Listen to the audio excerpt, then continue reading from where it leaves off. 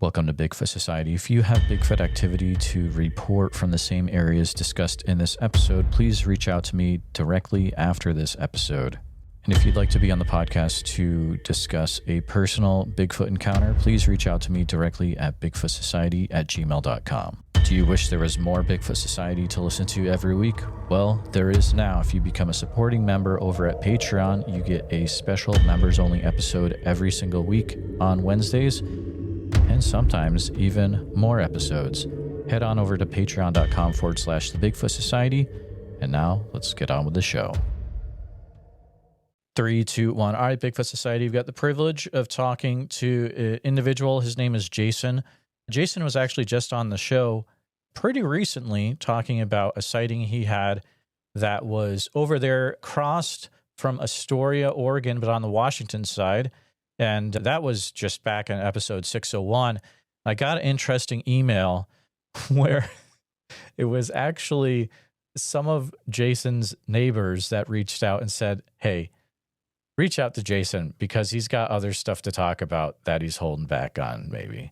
So I was like, all right, I'll give it a try. So it's a first for the show. You never know who's listening. But Jason, it's a privilege to have you back on.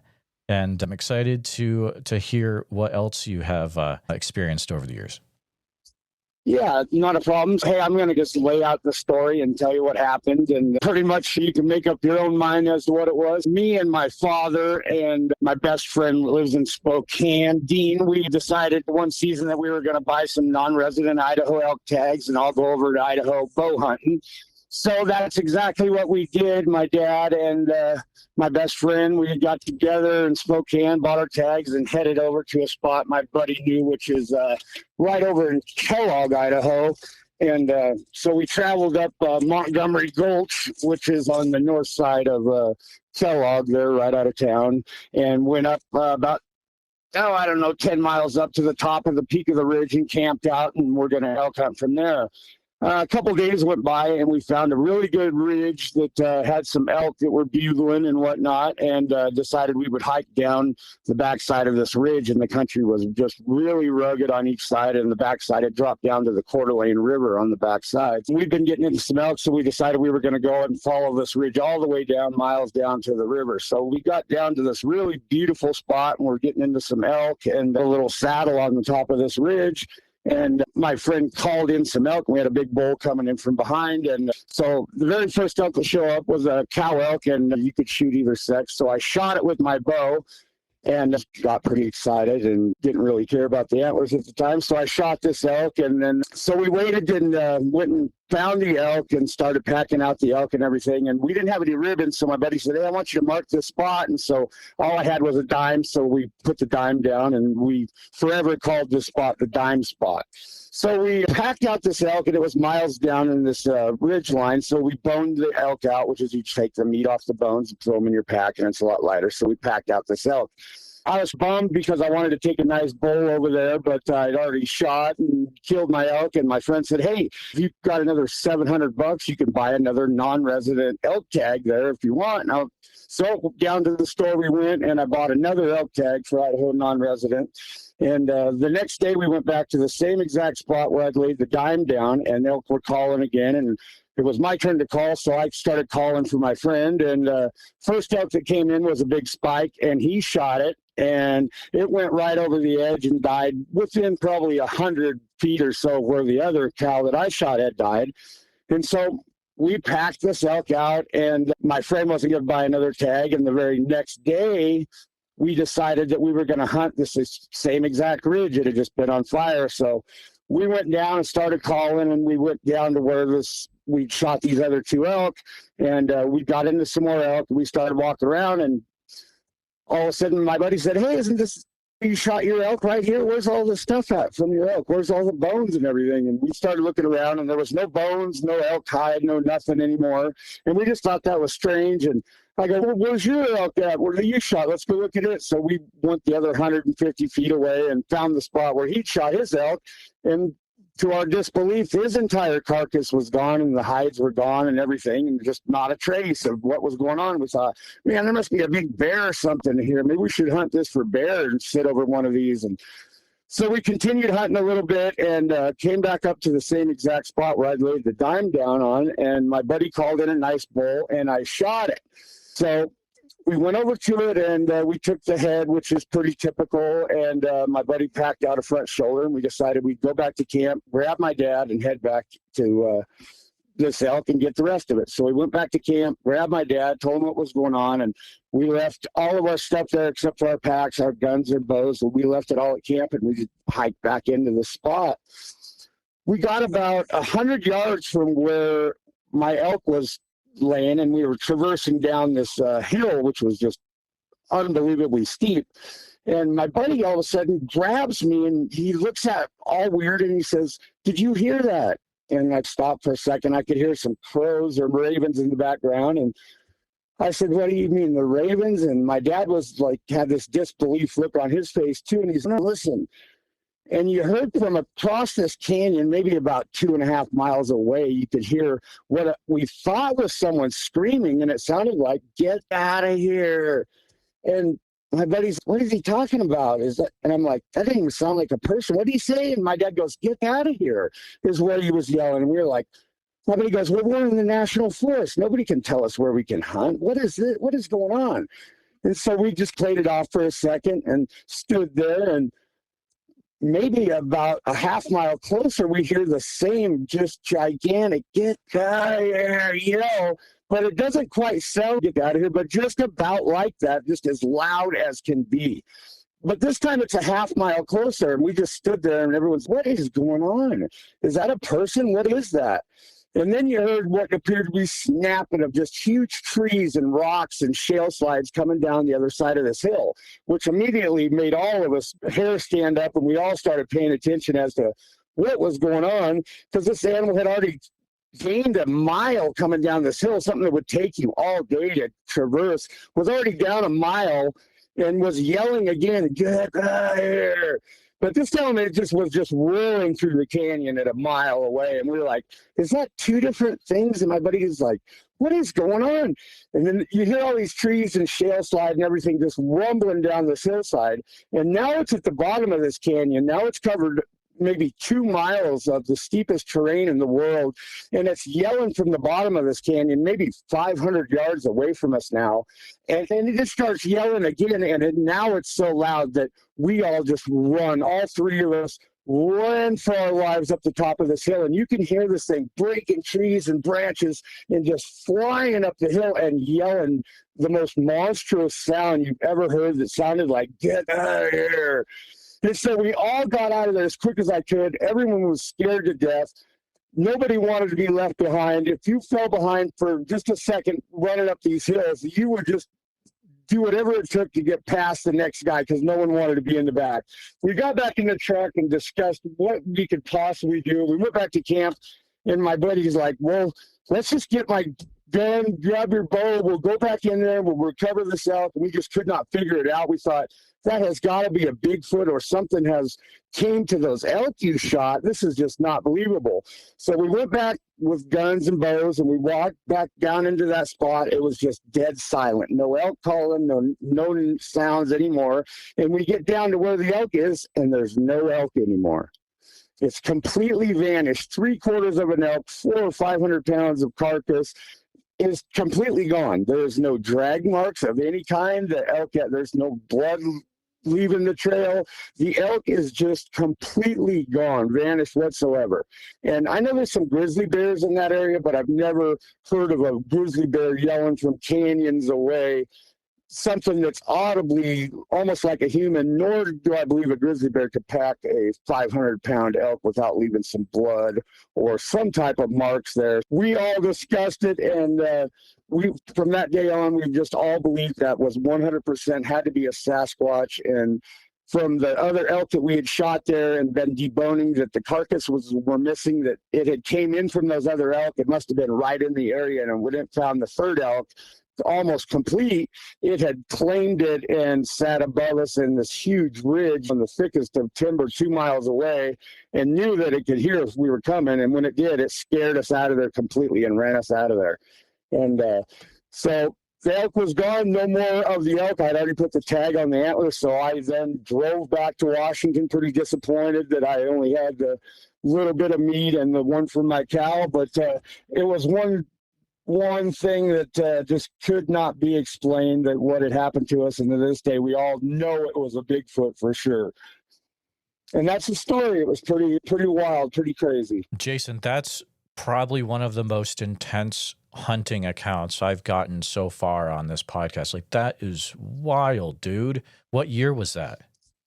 That was it's been about probably 10 or 12 years. And I hadn't really told that story to anybody except for my neighbors are on the Bigfoot Society. They listen to you all the time. And awesome. After they heard my story, I said, yeah, but there's another story I have in Idaho where this thing took my elk and scared us out of there. And when I got done telling them that story, they were like, you've got to tell that story. I'm like, well, I don't want to sound like a psycho or nothing. Just I've had these encounters. I did not see it. None of us seen that animal, but nobody was going to stick around, not for a second, to find out what was smashing up this hill. It was a very large animal, the size of 1,000 pounds at least, to be making that kind of racket and snapping the trees and everything else it was. The hillside where it came from was just as remote as could be. It was a 2.5, 3 mile long hillside that was almost straight up and down, as brushy as can be. We chased elk in there, and it was an entire day's adventure to make halfway up the hill. How this thing came down the entire hill to the canyon and then up the other side in that kind of time frame, there's no way any kind of bear could cover miles in just seconds like that. So I figured it would be a good idea to tell that story, because I'm absolutely sure with the vocalization that it was doing, the yelling and screaming that just echoed through the canyons, almost human, but almost inaudible to what it, you couldn't quite make out exactly what it was, but it sounded just like, get out of here. But it was a monstrous voice. And so we all talk about it to this day. Everybody in camp, we tell that story once in a while. But it was an unbelievable thing, especially with the entire elk being completely gone, all the carcasses being gone without a trace, not a hair one leaving there. First off, shout out to your neighbors for reaching out. You guys are awesome. And I've been talking to them through email a little bit. Man, this is such a weird one, because it's, as you said, it was able to cover a massive amount of territory extremely quickly. And have you ever heard anything that was the same volume roughly as? Nothing like this. This thing was roaring. It was 2.5 miles away. The canyon were real steep, and we were across from it. So we were maybe 1.5 miles from this point, and it was just so loud. It just boomed through the canyons, and it was a monstrous hair standing on the back of your neck sound. And it sounded like a person yelling, get out of here. But it was not quite that. But at first thought, it was like, did he just tell us, somebody yelling, get out of here? And it was just, when it got closer, it was just echoing. It was just to the point where when it was 1/2 mile away at the bottom of the canyon and coming, we were running for our lives. We had no idea what this thing was, but it was just scary as can be. When you hear someone in a different language, but you can still figure out what they're saying because of the tone and the how they say something, was it like that, or did you actually hear the English words? There was no English to it. When it got closer, when it was down at the bottom of the canyon and was finally yelling, it was so not human. It was just like that. And it at first maybe just it sounded like that's what they were saying, but when it was closer, it was just this roar of just but it almost sounded like a person trying to speak of sorts. No, I totally got you. Have you ever listened to the Sierra sounds or any Bigfoot recorded audio online yet? No, I've never have, not in any way. Okay. It would be really interesting if you're able to listen to that and tell me if it sounds similar, and I can send you a link after we're done with this. That would be really interesting. Yeah. I used to crab up in Alaska and lived in Kodiak for 5 years. Did a lot of hunting and fishing and hiking all around there. And I'm familiar with the grizzly bears, the Kodiak brown bears, and I've heard about every kind of sound they can make from just living up there and being around them all the time, especially on the rivers fishing. And I've never heard of a grizzly doing anything like that, yelling like that, or even sounding like a person, in which this thing did. When you went back to that area and everything was gone, was the dime still there? The dime was absolutely still in the exact same spot. Oh, that's weird. It was right on the biggest ridge that heads down towards the backside of Coeur d'Alene on the other side of Kellogg there. And it's about a 2.5, 3 mile, 4 mile ridge, something like that. It's really steep and just a beautiful trail, elk trail right on the top that just led all the way down to the river. And this spot was unmistakable. It was a little saddle or bench in the ridge. And the elk were using to cross back and forth the easiest path. And you couldn't miss this spot. Any weird smells around the area?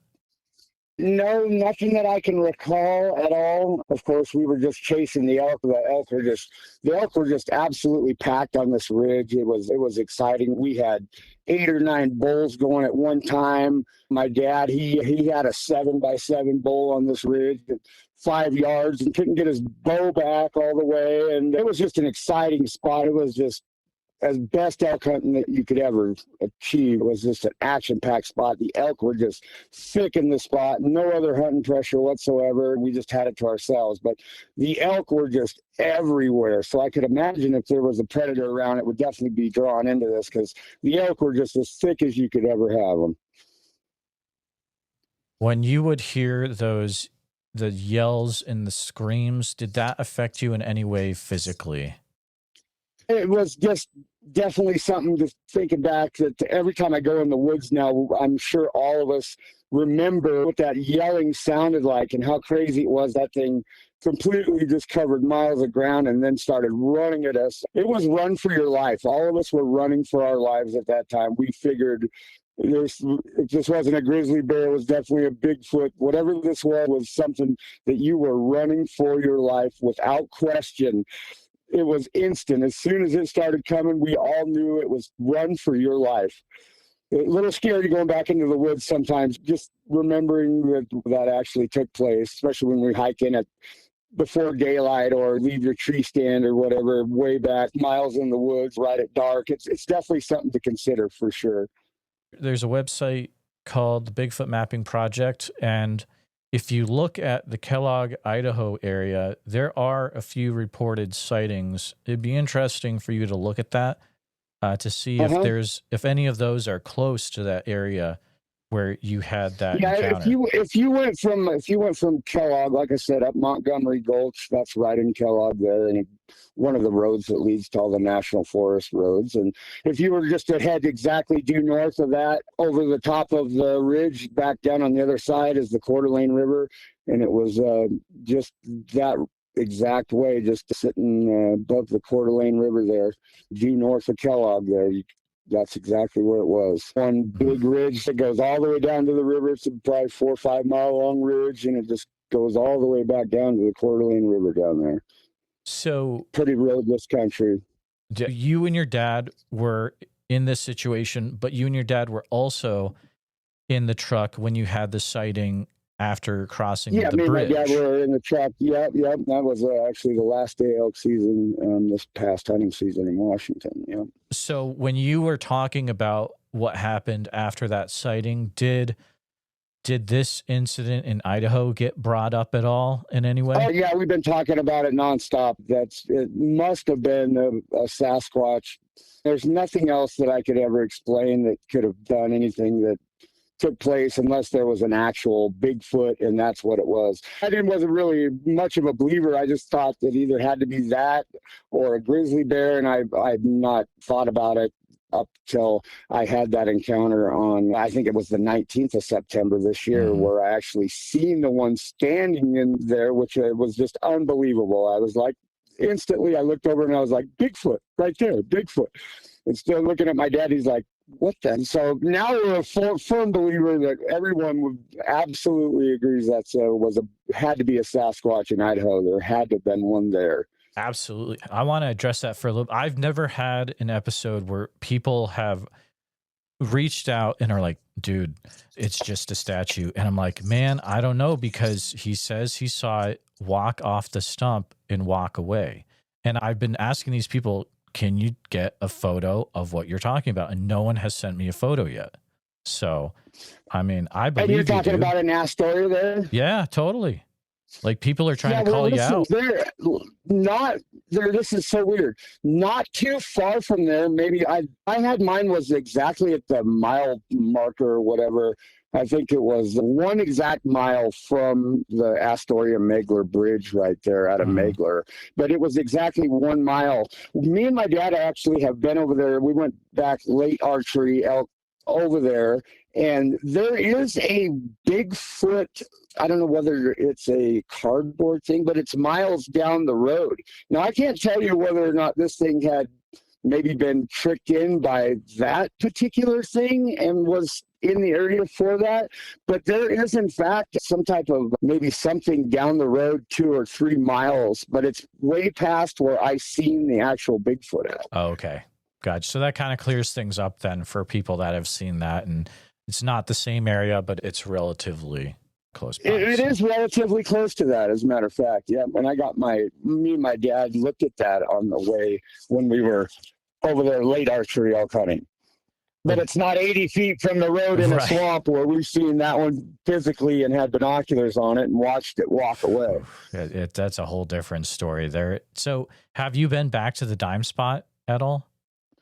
I have never been back to that exact spot. I've hunted over there every year since that happened, 12 years worth or whatever. And literally, we're just not going to go back there. It was too scary.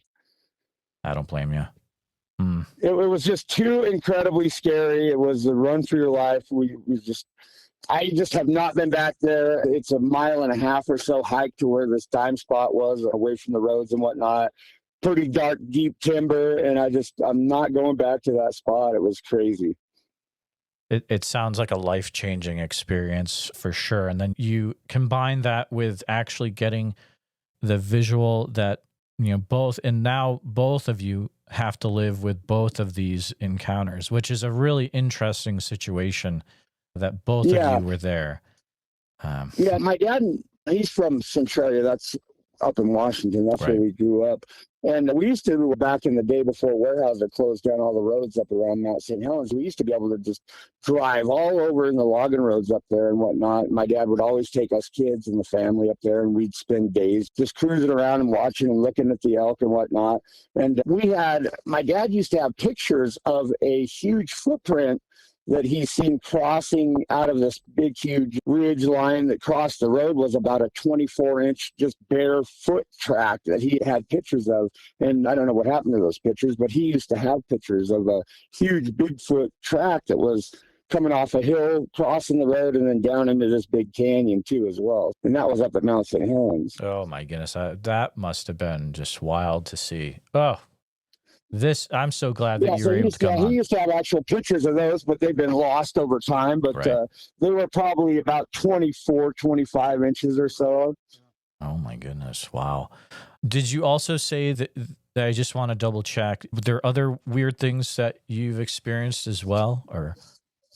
Well, there was one other animal that I've seen. I didn't see this thing stand up by any means, but like I told you before, my entire life, I spend 300 days at least a year outdoors, out in the woods, doing something out there, whether it's working or hunting or hiking or just game cameras or whatnot. So I'm real familiar with any type of animal that's in, the Pacific Northwest, by all means, all mammals. I'm real outdoor avid sportsman. This happened up in Longview, Washington. The exact location was on the corner of Delameter Road meets Coal Creek Road. There's a Coal Creek is a smaller river-like creek that flows up, and there's a waterfall right at that junction there where Coal Creek and Delameter meet. Anyway, I got a friend that lives in a house a few hundred yards up the hill from there, and when we were a little younger, we used to all go up there, drink and party and whatnot, and everyone would just get together up there. And one night I was up there with my girlfriend, and it was getting pretty late. It was probably 3 a.m, and we hung out there because it was just absolutely pouring down rain, just monsooning the outside. And so about 3:30 in the morning, we decided to leave, and we hopped in my pickup, and this lady lives above where this creek is, maybe 200 yards or so. And she's got a real steep driveway, and it goes down and goes along the road to the creek where the waterfall is down below. And we got about halfway down our steep driveway, and my girlfriend grabs me, and she goes, "Look at that bear. That thing's huge." And I stand in front of me, and I seen this bear walking up the road just out of her driveway. So I hurried up and turned my high beams on, and we got to about 30, 40 feet from what I thought was this gigantic black bear, and it was walking right alongside the road and walking right towards us, and it was just pouring down rain, just one of these inch-an-hour type of rainstorms and blowing wind everywhere. And I could not believe the size of this bear as it was walking up towards us on this road. You could see about every muscle in this thing's body, and it had this roly-poly style walk that black bears do. And it just nonchalantly walked up to us to maybe 20 feet in front of the truck and was looking in our direction. And we were just in awe at the size of this, what I thought was a bear. And it was probably 700, 800 pounds, which would be above and beyond. Black bears get to be sometimes 500 pounds. In rare instances, maybe I guess they could get to 700 pounds. I've heard of maybe a couple, but this thing was in that unbelievable size category and muscular as can be. And as we were sitting there in awe of the size and looking at this thing, it turned and walked right in front of our car at 15, 20 feet, and instantly I said, that is not a bear. Its face was elongated, not to where it had just a short, stubby style bear nose, but it was protruding out maybe 6 inches or so, with really long 6 to 8 inch hair hanging down off of it. It was pouring, and of course, all the hair that was on it was just really long and hanging in the rain and whatnot. But the most incredible thing about this thing was it had a tail that was about 5.5 feet long, maybe 3 to 4 inches, really thick. And it had 8-inch hair hanging off this tail. The tail was not hanging, but it was almost stiff out. And you could see all this hair hanging along it, which was really shaggy. And bears don't have any kind of tail. And this tail was really pronounced and really thick. And I'm like, that is not a bear. And my girlfriend said, "What is that?" And I said, "I have no idea. I don't know what that is." And then it turned again, walked back away from us on the road, and then turned towards the creek and crossed the road again. And so I raced right up to where it crossed. This time when it went over into the bushes and rolled down my window, and I shut the truck off. And just going down into this creek, it was crashing and smashing trees. We're talking 15-year-old trees that are 8, 9, 10 inches thick. It was just snapping them in half going. And then it crossed the river there, the creek, and just made just a huge sounding like a big horse or something crossing the creek. And I just couldn't believe what I had seen. It was no animal that's supposed to be around here. It looks just almost like a bear, but more muscular, a little more broad, but it had a tail, and I've never seen anything like that in my life. But that's the other thing. It never stood up on 2 legs. It was always on 4 legs, but it seemed to be smaller in the back section of the waist, more of just a little, it's skinny way down from the chest area more, and from the rib cage down. And to this day, I don't know what this animal was. It was absolutely massive. It was to the 700 pounds, maybe even more. It was absolutely as muscular as could be. Every muscle in its body you could see. With the way it was raining, it was soaking wet. You could just see every muscle in its chest as it was walking up. It was just incredibly strong looking, and the tail was humongous. The tail was 4 inches around, just super thick, and maybe 5 feet long and real stiff. And there's no animal in the Pacific Northwest that is supposed to be looking like that. Oh man, that is confusing. And just to think that there could be another large animal out there that we have no idea what it is. I mean, it could totally be the case, though. There's so much forest that's unexplored out there. I mean, I can see and it. This was, like I said, that was right in Longview, Washington, right up Coal Creek, where Coal Creek and Delameter meet. There's a waterfall there. You could find that on any map, I'm sure, any aerial aerial photo, and it was right there. And the steelhead were at the time running up that creek pretty heavy, and that waterfall I know stops a lot of fish there. I don't think you can steelhead fish there, but we were sitting around a couple times and watching the steelhead roll in the hole below the waterfall. So I know there was some fish in there. Whether it had came up out of there or not, I don't know, but that's exactly where it crashed off to. But it was an animal that was completely unexplained, and to this day I couldn't tell you what that thing exactly was, but it sure wasn't no black bear. When it turned sideways and we could see it clearly in the headlights, I was just like, what am I looking at here? Did it have any ears you could see? I didn't notice the ears. I think that just the tail with all the hair hanging sideways along it in the rain was such a stumper, and its body it went from being really huge up front and a big barrel chested to really skinny in the waist area, and then smaller in the legs, then way smaller in the back half than it was in the front. It was rather large in the front, very muscular animal.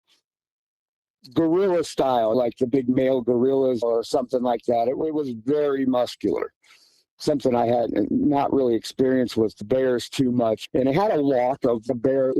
Muscles were almost getting in the way of how fat and big this animal was as it was walking, It had the straight on appearance and every kind of thing you could think of to be a bear. It looked just like a bear from that angle until it turned and I seen the tail, and I couldn't explain to you to this day what that animal was. I don't know if there's been any other kind of sightings of anything around that area, but that's something that I seen, and that's where I seen it. So I got a hunter report from Longview just this year, but it was nothing like that. It was definitely more ape-like. Was there anything feline about what you saw at all? No, nothing whatsoever.